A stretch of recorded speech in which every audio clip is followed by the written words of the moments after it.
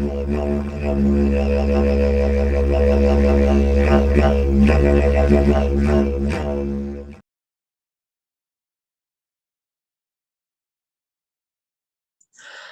evening, everyone, and welcome to Great Southern Bioblitz, How to Use Twitter for Great Southern Bioblitz event.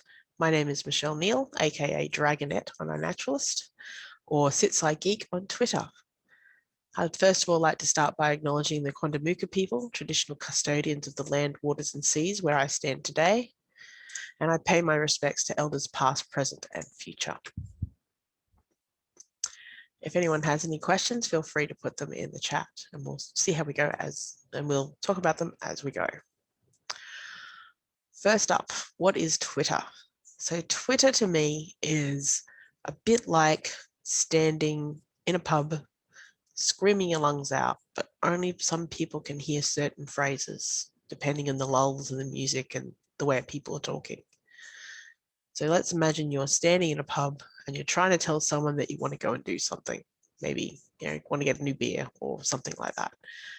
But the people three over can only hear the word beer. In this case, that is your hashtag on Twitter. That's how you use a hashtag. Your hashtag is something where you are wanting to keep a conversation centered about a particular topic. So it's your chapter heading, if you will, if you're reading a book. We also have what we call handles, and a handle is the @ symbol with your name after it. So on Twitter, for example, Great Southern Bioblitz is @ GSBioblitz, and feel free to give us a follow. One of the things you might want to do first, and I'm going to start sharing my screen, and I'll give you a couple of examples of different types of Twitter accounts and how things work and how things don't. I'll also give you some tools of the trade of what else you can use to help your Twitter journey. All right, let's share screen.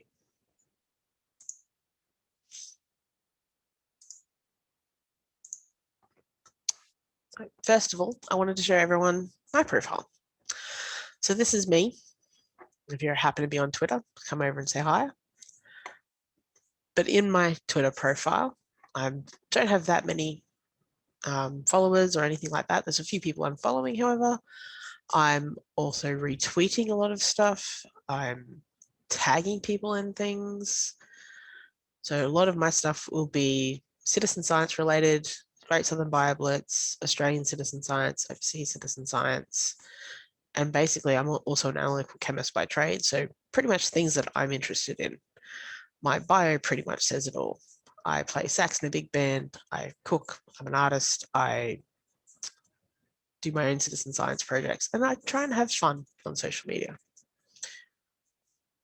One of the other ones that I do also have here is I've also got the Great Southern Bioblitz one as well, and I can change that over quite easily. Now, most of this you can also do on your mobile device. I can go into my notifications here and see who's been talking about us or see who's liked something we've done. One of the things I do like about Twitter is this list function. And I invite all of our Great Southern Bioblitz members to jump over onto our Great Southern Bioblitz Twitter and have a look at our lists.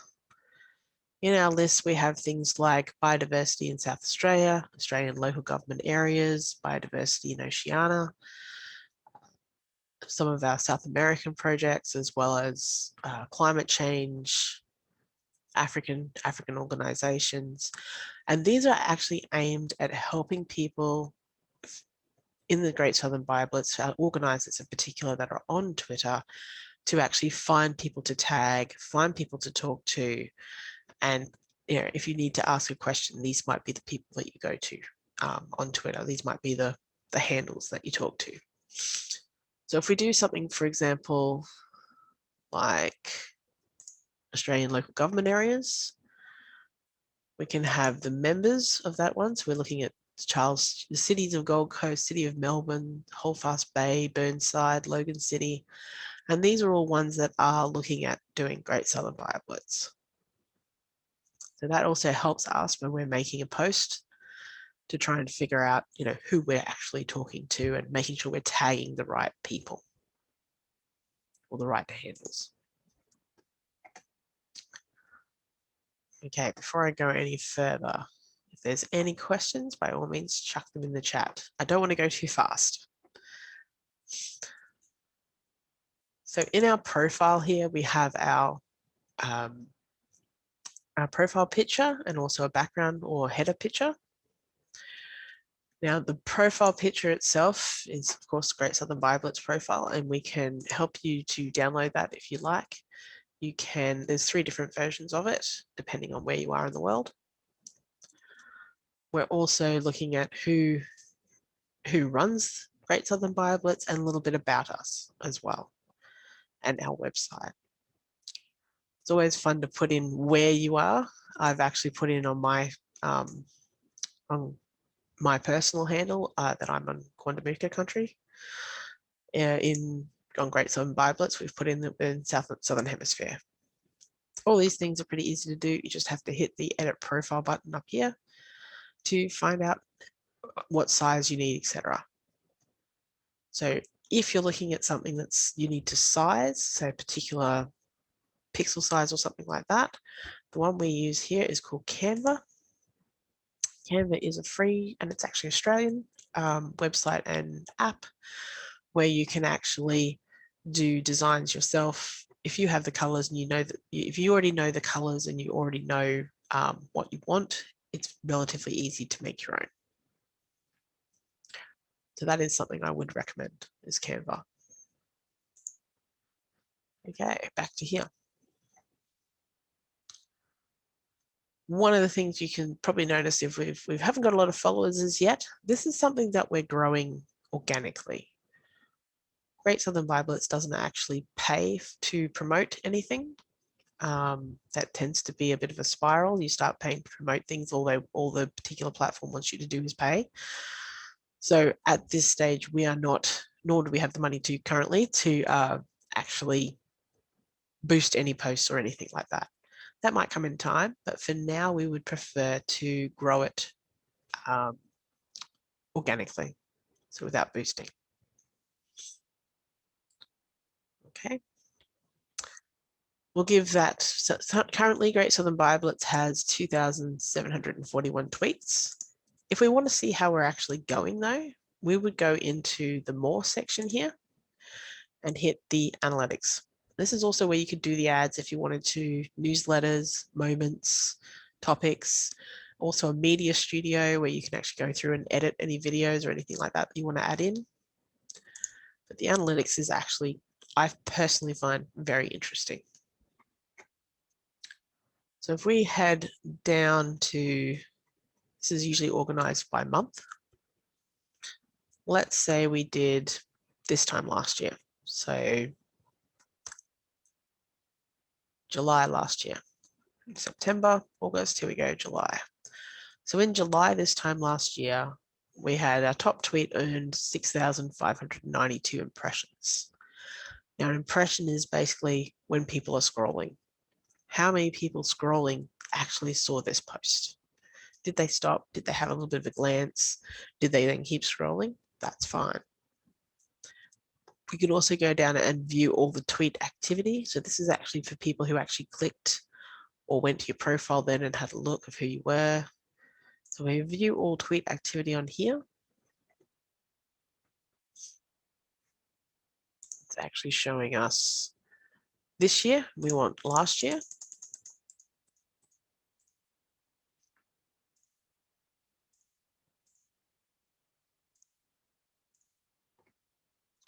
You'll find there was a big spike here. We had almost 6,000 people on that particular day, on the Thursday, 9th of July. You can then go in and actually figure out what exactly was happening on that day. What tweet worked, what tweet didn't. Who did we tag? Was there someone that was retagging or retweeting for us? Did we manage to get some friends to retweet that one on that day? And perhaps it got a bit more reach that way. So there is a couple of different ways that you can do this. One of the other things I wanted to point out here is this engagement rate down the bottom here. Now this engagement rate at 2.6% is really good. I know it doesn't seem like much, but in actual fact, the industry standard on Facebook, Twitter, and all these other platforms is about 0.5%. So in reality, 0.5% of your followers and people on Twitter see your post. If you can get that 0.5%, you're doing really well. We really nailed it that month, and we got 2.6. We also got quite a few link clicks. So adding a link to something and getting people to click on it and going out of Twitter and actually into where you're sending them is also a big deal as well. We had 45 tweets without comments and 169 likes just in that day, in that month, I should say. Sometimes people replied, sometimes people didn't, and that's okay, but we're putting our information out there. So let's go forward for a year. Let's go forward to now. So far, we've only had 22 days, so we'll forgive it for not showing all of the results. But as you can see, we're now getting higher, more average over the period of that time.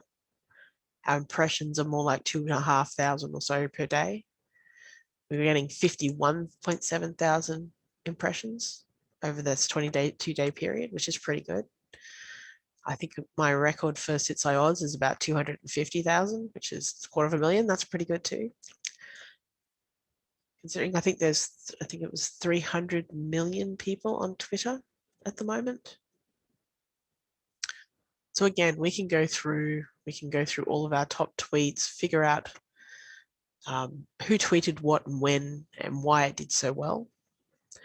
We can only look at the top tweets if we want to.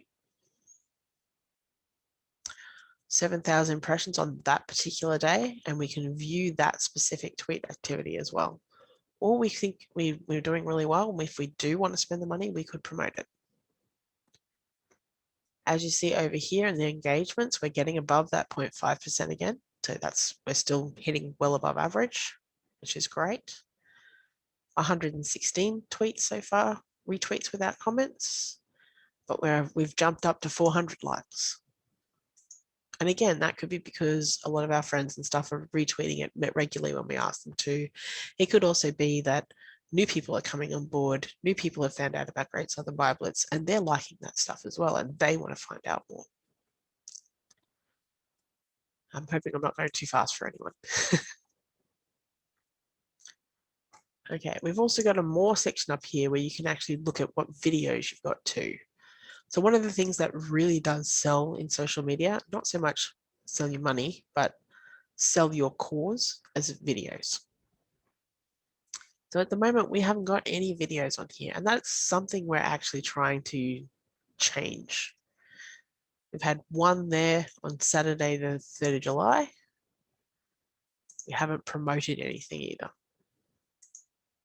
Now remember, these videos are only videos published from the studio on Twitter or from the advertising that you pay for. So don't be disheartened if you don't see anything here, but you've got something here. So we could now go back to that particular day, the 3rd of July, and have a look at, how many people viewed that. Okay, we got one view. That's fine. That's a place to start. Don't be disheartened. Twitter is a fickle thing. Some days are fabulous. Some days there's nothing.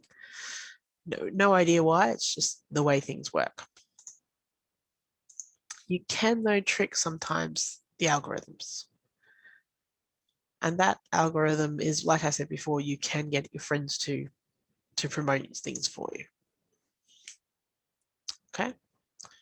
So here's our analytics. I'm going to hop out of that analytics section now, and I'm going to go and show you the difference between Great Southern Bioblitz, which has currently around about 378 followers, to something that has a little bit more. So this is another page that I run. Now, mostly, I must say, Stephen's been mostly running the Great Southern Bioblitz and doing a fabulous job. You probably see some of his stuff on there all the time. But Australian Citizen Science Association has been going a little bit longer. So we've currently got, we're getting towards the 6,000 follower mark, which is pretty good. I will be having a party when I get to 10,000. The moment we've got a conference coming up, so that's always something we can promote. We're currently not promoting it, but we have pinned the tweet. So pinning the tweet means that if you want people to, when they're visiting your actual profile, to see that picture, you pin the tweet to the top, because when they start scrolling, it's the first one that they see. And this is basically free advertising.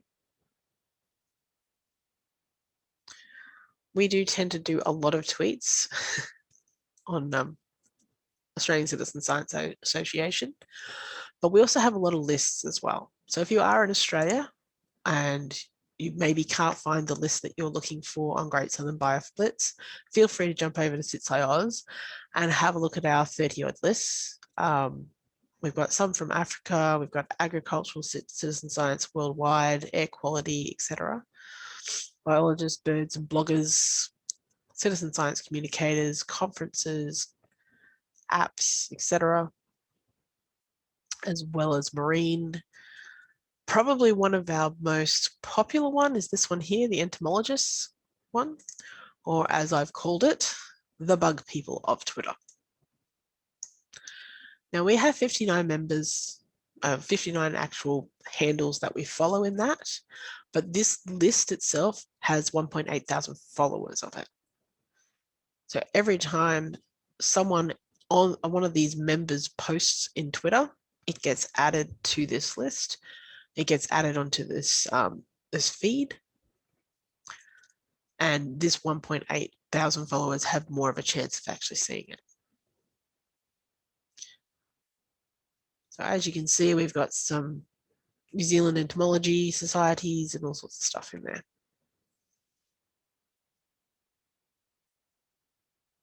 Okay, so that is one thing I would suggest that you use as a resource, other lists on Twitter.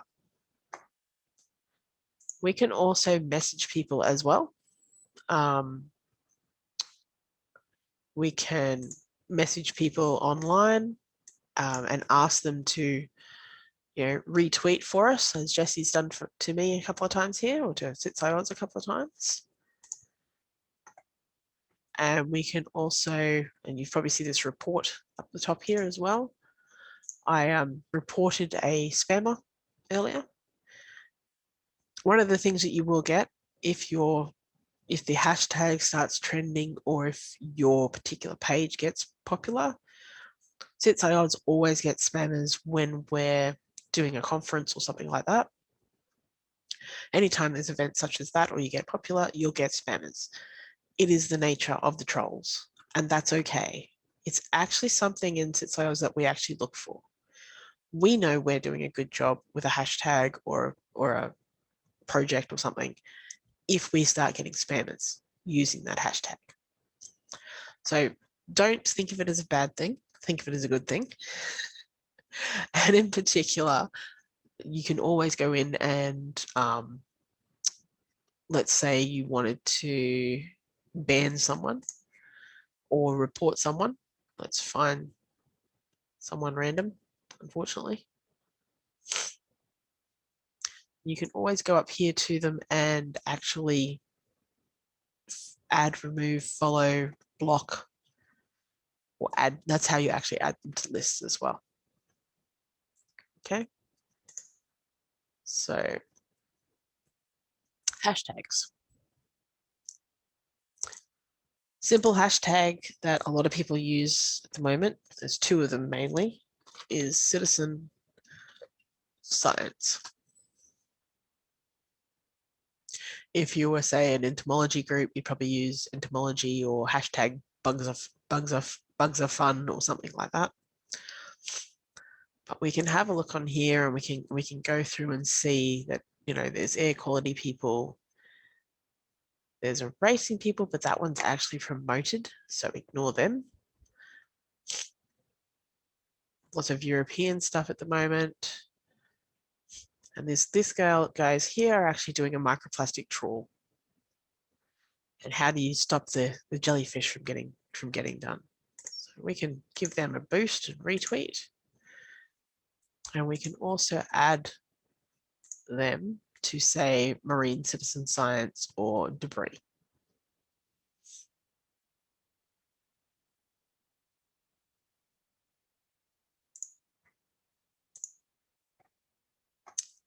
Okay.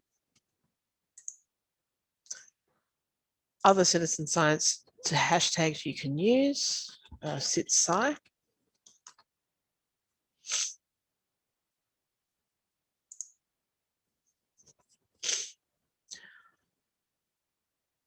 And you'll see quite a few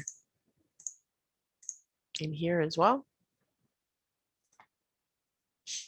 The ones that we actually prefer people use, and I'm afraid, okay, sorry, I'm just going to quickly check the chat. Nope, it's not letting me see it.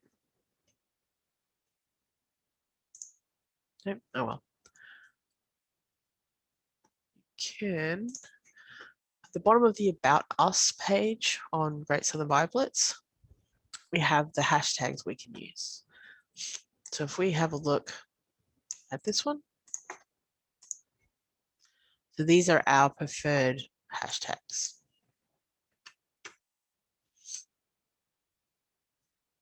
So here's a quiz that was put up like yesterday that myself, acting on behalf of the Australian Citizen Science Association, can share.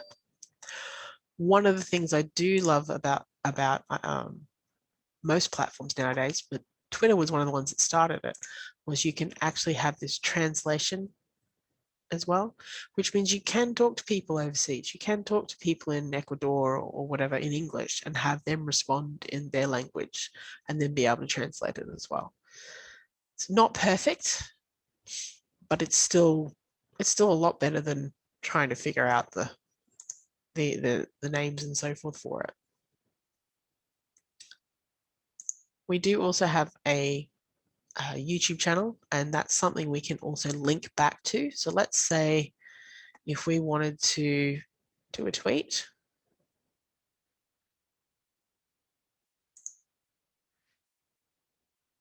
she's searching for koalas,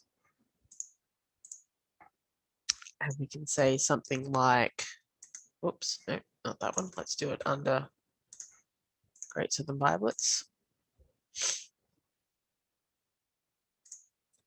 We can say, it's not quite Friday yet, but it's almost there. So when people see it, they'll think there's a flashback Friday tweet, so people can actually see. Some people actually follow this hashtag, and so yeah, we can add this to it. Say looking back to last year's GSB.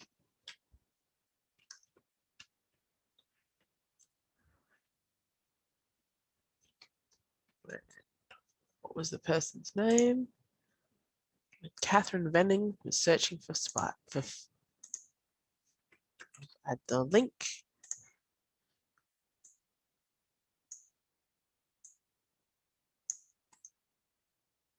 That's the hashtag we used last time.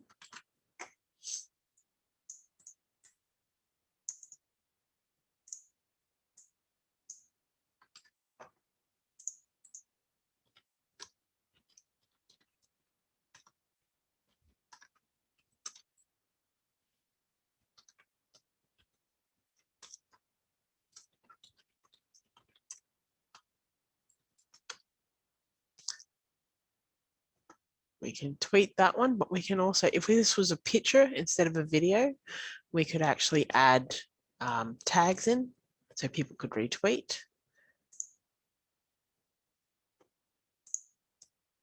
We can also add to the reply there as well. So yeah, lots of things, different things we can do. All right, I'm just going to stop the share and double check out. We've got a message from Adam that Canva is the best. I agree with that. Is there anything else you'd like me to go into for now? If so, please put it in the chat.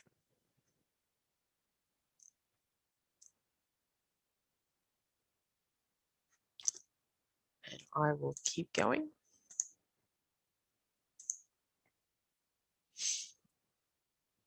So now I can ask people to share it, please. So I can send this via direct message to, well, let's send it to me.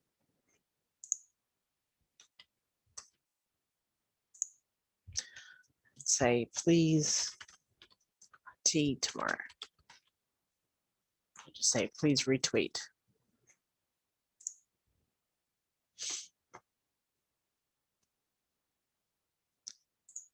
And I will go in to where I now have a message. And click on this one, and then I can retweet that.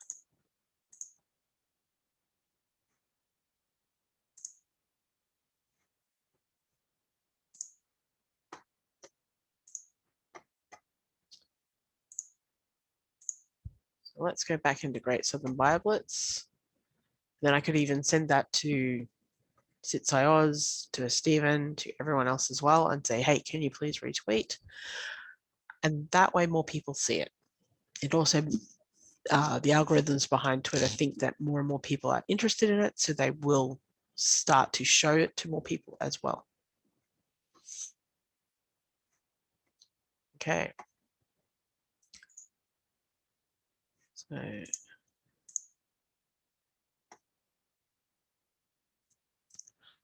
yes, I've heard that including links to other websites can reduce the reach for a tweet, which is why we usually get people to share them. I probably wouldn't use it as a comment. I know that links in Facebook can definitely reduce the algorithms. Twitter doesn't appear to be quite the same. But yeah, we'll just have to see what they do with the algorithms, I think, at this stage. And honestly, these algorithms are changing on a week-by-week basis.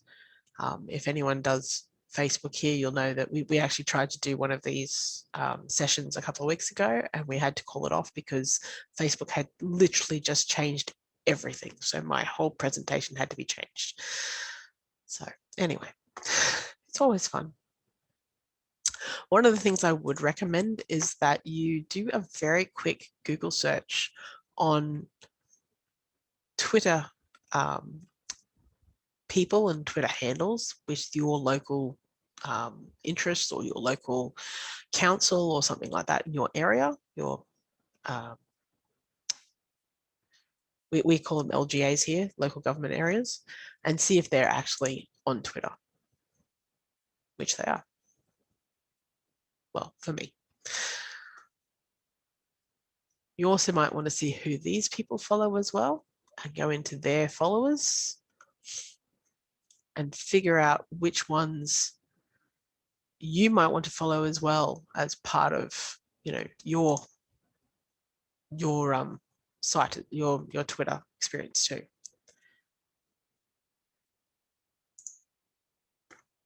Out of Canva. So as I said, just a reminder, yep, those this year's hashtags are at the bottom here. So GSB 2021 and Great Southern Bioblitz on social media. Just to wrap up, I wanted to show you one more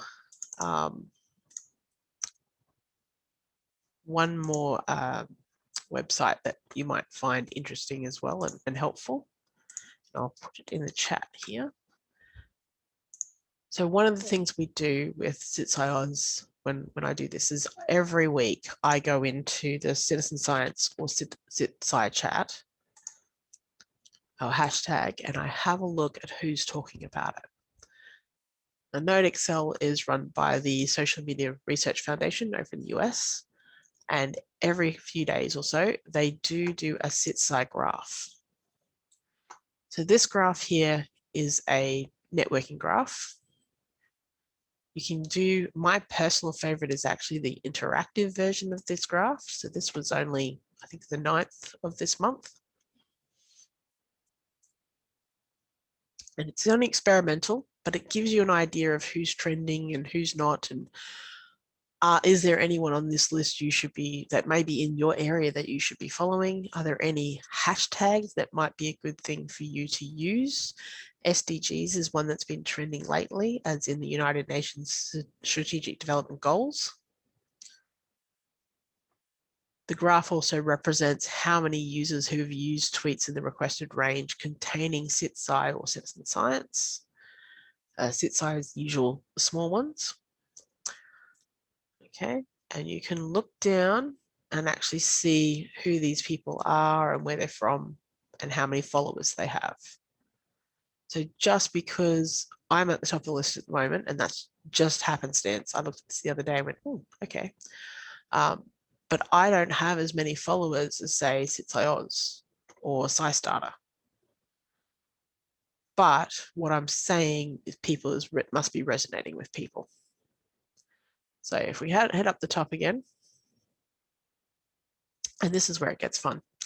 If you put your cursor over the top here, you can zoom in to see who's talking with whom. So just as an FYI, the closer you are to one of these nodes, the closer to the center you are, the more the influencer you are. So let's find Great Southern Bioblitz, myself, and CitSci. So here's me. Seriously, just happenstance. This is the first time I've ever made it to the middle, to be honest, which I'm kind of proud of. But I retweeted Great Southern Bioblitz. So good news, Australia's bush capital joins us again in 2021. Meanwhile, over here is CitSci. Up here is Great Southern Bioblitz. So as you can see, we're all sort of towards the center. You've got Jesse over here, you've got Breaking Good and Yago and Yayla. You've got the American Citizen Science Association. You've got, I would call this, Stephen, the probably South Australian people up the top here, mostly. Yeah, I'd say that. Say that. Yeah, that's me, and that's our local biodiversity BioBlitz sort of handle that we started for the City Nature Challenge here in Adelaide. But we use it to promote a few things. Yeah. Yep. Well, you can also see here we've got a National Science Week. We've got City Nature Challenge as well jumping in. We've got there was a couple of Great Southern Bioblitzes down here as well, and the City Nature Challenge Redlands handle, which I also run. I just don't have it on my desktop at the moment. It's on my phone. So yeah, that's kind of interesting to see where everyone fits in. So over here, I'd call that probably some of the New Zealand and Creative Commons peoples over here. So yeah, every week or two, I do jump on and I have a little look. So this would be probably some more of our American friends over here. And you can kind of get an idea. There's some more New Zealand ones there. Final week to take part New Zealand Garden Bird Survey. So this is basically where citizen science and who's talking about citizen science on the web and who's having those conversations. There's several different types of these different ones. One's called a spoken wheel, sorry. So this one here would be a spoken wheel. So I'm the wheel in the middle and the wheel around the outside, and everything's coming out from that. Ideally, you really want it so that everyone is talking to each other. And who are those people that are facilitating those conversations? That's what you really want. There are a few other hashtags that you can look up that are provided by this service that Adam and Claudia and probably Antonio might be interested in. Yes. Like biodiversity. So I often tag biodiversity and citizen science together. And for more science communication things, you guys might be interested in using those. I'm not sure if you've covered bots as well, Michelle. I haven't as yet. I was going to hit that last, but just let you know that there are the science communication and SciArt networks and so forth on here as well. So this is a really fun one to just have a look and see who's who in the zoo. At least that's what I call it. I'll head back to Twitter now and we'll have a quick conversation about bots. So bots on Twitter are usually a automatic tweeting service that has been set up to retweet certain particular hashtags. So there's one that does it a lot, and it's a scuba diving bot.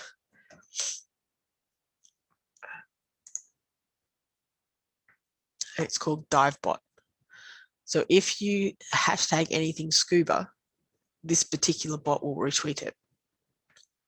So in Great Southern Bioblitz, we're not just wanting stuff on land, we're quite happy to have stuff in the water as well.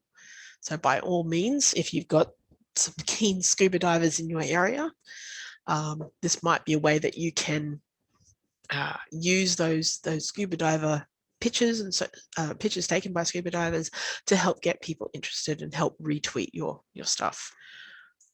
There's also a SciComm bot.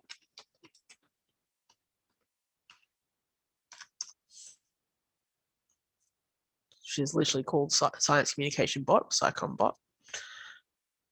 So that's another one that retweets anything with the hashtag Science Communication or SciComm.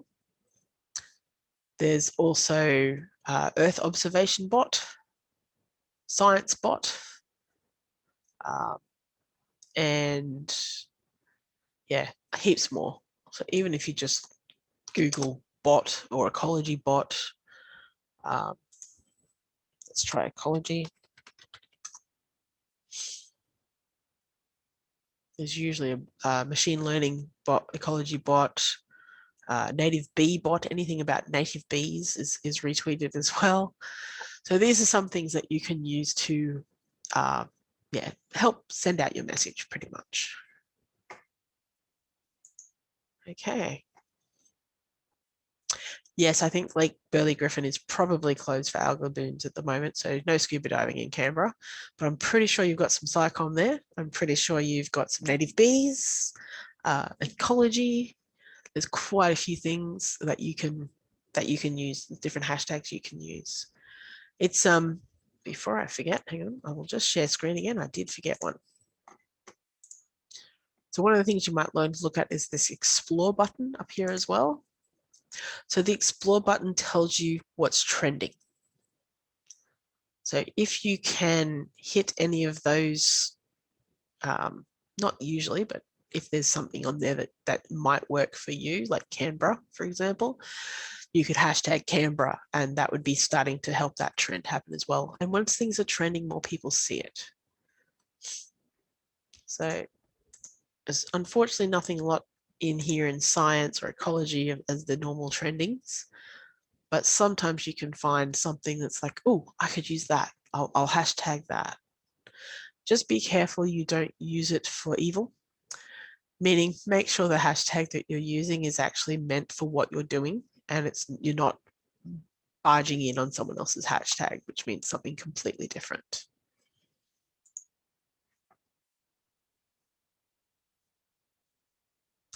So how do you use the list is the question. No, you can't tweet at everyone. For me personally, I use a place to organize people and handles.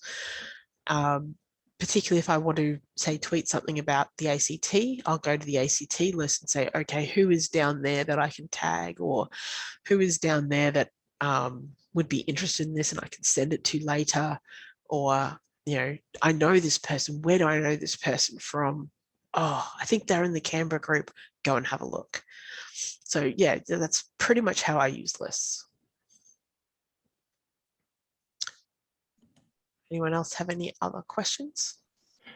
I was going to ask you, can you show people, I know there's a way and I always forget, where you can look at when to tweet during the day, and what times of the day you should tweet, because sometimes I know that say 4 o'clock Eastern Standard Time on a Friday or 4:30 is a really good time to tweet. And I was tweeting at 4 o'clock in the morning for a lot of our South American people, my time. 3:30, between 3 and 5, I think, and that seemed to work really well, which was kind of counterintuitive to the actual time zones. I'm not sure why I'd started doing that, but it did work. But yeah, there's a similar thing on Facebook, which I know you'll go through when we do that. But yeah, they don't have it so much anymore on Twitter. They used to have it in the analytics. Oh, okay. But you can look at when you tweeted, you know, you that Tuesday, July 13th one, what time of day was that tweet? Was it the same time of day as this one? Was it the same time of day as this one? Or was it 3 different times of days, but that just seems to be working? So yeah, it just depends on, it's more legwork for you now to go back and have a look and see for yourself. But I know they used to do it on Twitter. It's one of the things they have changed in the recent, lots of algorithm updates in the last year or two, which is a bit annoying because it was interesting. What I generally tell people is, when do you look at Facebook? When do you look at Twitter? When is it the time that you are looking at your stuff? Know your audience. Your audience for Great Southern Bioblitz are the people in the same time zone as you. And they're probably getting up at the same time as you. They're probably having lunch at the same time as you. They're probably scrolling before they go to bed. They're probably, you know, had enough of TV and sitting in bed scrolling and trying to get warm because, you know, it's winter. So really, the times that work for you will probably be the best. You can look at scheduling some stuff using, you know, Hootsuite or something like that. I've never had a lot of luck with them personally. You're better off. Facebook actually has a reasonably good way of you know, setting for things to come out later, but Twitter not so much. I do use to manage my stuff. I use TweetDeck. Mm-hmm. So I don't know if you've used that much, but I find that quite useful because with the GSB, with the Great Southern Bioblitz handle, I do tweet in different time zones. Yep. So particularly when we didn't have it, we now have a South American Twitter handle, so we can schedule that a lot better, which I don't actually use. That's some of the other people do. But I will tweet out it. So you can see one there that I've got scheduled for, which I just did recently. 11 schedule. Yep. Yeah. So that's a response to another tweet, and that's to WA. So that'll be early morning. And I find that sometimes sort of a 9 o'clock in the morning tweet will build up steam during the day. Mm-hmm. I've noticed that locally, which doesn't always work, but it works, I think, with bird pictures and things like that. Mm-hmm. I'd also say one thing when you're doing content, I think same with Facebook, you need a good picture to get a successful spread of your tweet. A graphic or a picture really helps. Something that's interesting. And you've always told me as well, which is something I don't manage to do very well, is if you phrase something as a question, it tends to work a lot better. And I think I figure that when I do that, it works. But I always forget. But you'll find I do it a lot with the Australian Citizen Science Association stuff, because you're wanting people to click on a link or go to, there's the answer. You know, what is this is the question. You know, how often should you post? There's the link. Go and find out. Yeah, that sort of thing. That's the reason I say that sort of stuff, because I've noticed myself over time. Yes, and I've told many people this, that, you know, ask the question, have a video or a picture that describes the question, and then have a link, and we'll have all your hashtags in there and tag the right people, and you'll do fine, really. Just yeah, I think this. I think it's probably worthwhile to ask people that you know on Twitter to repost some of the things that you're doing. I haven't really done that before. I do sort of tend to tag Michelle quite a lot because she's got a lot of reach. But in the last couple of days, I did that where I had a quiz, you know, which is the most common animal in Kenya. And I had asked quite a few people to, you know, have a vote and repost. I think that worked reasonably well. But I really I haven't actually, the good thing with the GSB is I actually haven't done that often, haven't needed to. We've had fairly good growth. I think it's because people are interested. But the best thing for people to repost what we're actually putting out there. So if you are active on Twitter, is to repost what we're doing, and don't be afraid to ask to repost some things. I just wanted to go through quickly these little options down the bottom as well. You can schedule from here now. You never used to be able to, but you can do it directly from the tweet if you want when it's unsent. You can add emojis if you don't have the ability on your keyboard to do that. It has a little emoji button now. You can also do a poll. And you can say, when do you scroll through Twitter?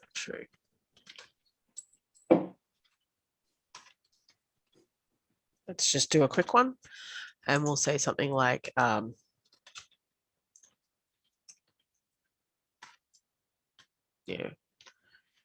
when I have breakfast.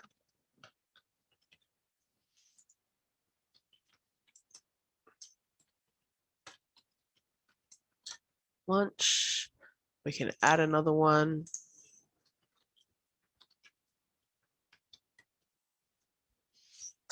Okay, we can set that to go for, say, a week. And we can tweet that. Okay, you can also add more as you go as well, more poll options.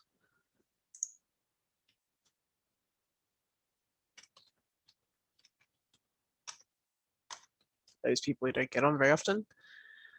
And we can tweet that. So far, we've got more people following us, but no one's really said anything else that what we've looked at. Sometimes it can take a day or two till you get a response as well.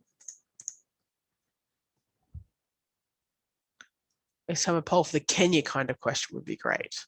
Yes, I agree with that. And then, perhaps we could do a poll as well for, which animal do you think we'll see the most of in Australia this year? My vote's magpies or white ibis, either one, but there'll be a bird of some sort. Yeah, I was thinking that as well. As you were going through that, I thought, I was thinking that this afternoon. I should have done that as a poll, but yeah, that would work better. But I was thinking about doing a few of those things, maybe one for Australia or one for Canberra or one for birds are always. Yeah. Birds are always number one in Australia. Yeah, there's so many of them. Well, birds are quite charismatic, so they tend to get photographed more. So I might be doing talking to someone who has a galah on the table over there and 2 budgies on over there. So we're bird people. Very good. Yeah. So yeah, it's almost 11. Like I said, if you get me started, I'll just keep going. So I'm just going to stop the recording. And if you did want to ask anything and come back online and have a chat, by all means do so. But thank you very much for joining me. Thanks, Michelle.